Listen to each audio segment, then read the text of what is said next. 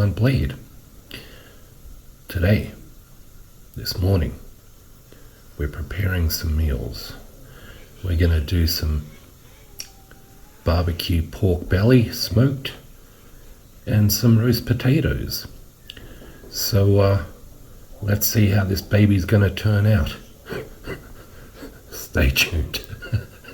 So we got to crank the old Weber up heat-wise, make it all nice and warm and cozy in there. We've pre-prepared the potatoes. Now it's time to prepare the pork. Now look at that baby. We use the old scalpel to score the flesh. That is beautiful. Now the secret to a good pork roast, or belly even, is I like to pepper the underneath of it to give it flavour. We've salted it nicely. Let's see how we go. Time to reduce the heat and add the potatoes.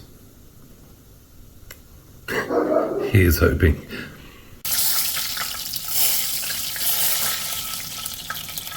Well, that's the end result, everyone. That's as good as I get for today. I did forget to mention that every good barbecue, I think, needs the happy ingredient of beer, which we don't have this morning, so we're just going to go with coffee. That said, it's now time to rest the pork, cut the pork, and make a delivery. Happy eating, everyone. Good morning.